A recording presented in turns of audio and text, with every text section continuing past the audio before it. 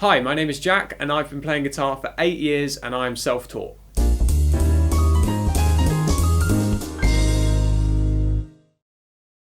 This course is for beginner guitarists who are independent and want to learn how to teach themselves without picking up any bad habits. These early prevention tactics will benefit you long term as it will allow you to develop new techniques as you progress as a guitarist. In this lesson, I'll be breaking down the following things: how to hold your guitar, how to warm up your hands, how to tune, and how to strum. Okay, first things first, holding your guitar. Now I know this sounds really simple and really basic, but it's very important that you get this right. As you can see, I'm sat upright with the guitar tucked into my chest and my back straight. Basically, good posture. This will prevent backache, RSI. As I said before, keeping the guitar tucked into your chest, this will help you play bar chords, play regular chords, because it gives you a bit of leverage. A lot of people hold the guitar like this when they first start, and that's not going to give you any sort of leverage at pushing down on the strings, so it's always good to keep it nice and tucked in. The next thing you need to do before you start playing is to warm up. You're using your hands, obviously, when you play guitar, so you're going to need to warm up your hands. The first thing you need to do is physically warm up your hands. You can do that by rubbing your hands together, especially if you're in a cold room. Then what I like to do is carefully stretch each finger individually. Don't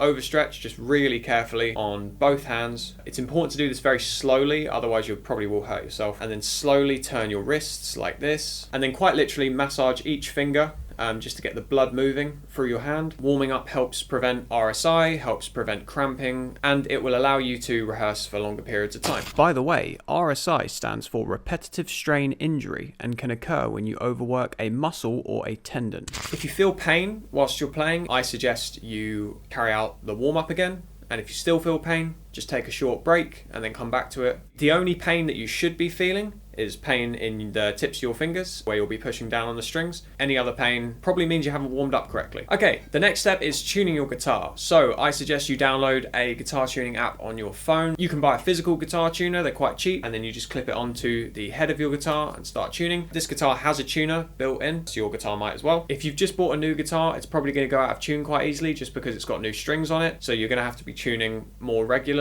As you can see, this part of the guitar is called the headstock. It's got 6 tuning pegs for each string. The top 3 are E, A, and D, and the bottom 3 are G, B, and E. This is known as standard tuning. It's important that when you tune each string that you tune up to the note, because if you think about a string, it's only a note because it's held at tension, and as you tune down, you're going to have to tune back up to restore tension. If you're tuning from a higher note to a lower note, it's important that you tune down past your desired note and then tune back up to the note. This just restores tension in the string and it will keep you in tune for longer. Okay, the next thing I'm going to cover is how to strum. So hopefully you've got a guitar pick or a plectrum. You want to hold your pick in a way that's comfortable to you and that you find easiest. So there's no right or wrong way to hold your pick. Basically, I hold my pick with my index finger and my thumb. It just helps me keep grip on it, and then you loosen your grip and tighten your grip by pushing your fingers together. It's all about finding the right balance of how hard to push your fingers together. One little tip is to hold your pick at a slight angle, so not straight onto the strings, and just slightly turn it using the corner of the pick. I just find this makes it easier to get a nice sweeping strum across the strings without dropping your pick. Like I said, it's just about finding that balance of how much pressure to apply to the pick. It's completely normal to drop your pick, happens to everyone. It's just about remaining resilient and just finding what suits you. I don't recommend this because long term it will prevent you from playing certain songs, but like I said, this is how to teach yourself, so it's completely up to you and how you want to play the instrument. A lot of people don't use a pick and they strum with their thumb. This is beneficial for a couple of reasons, because it can allow for softer play, a bit more ambience with the guitar. So to do that, you basically want to use the side of your thumb, a little bit like the side of the pick, and you just want to rake your thumb gently across the strings like that. Okay, that's the end of lesson 1. We covered how to hold your guitar, how to warm up, how to tune, and how to hold your pick. In the next lesson, I'll be covering how to play your first chords and how to build finger strength. Thanks for watching, and I'll see you in the next episode.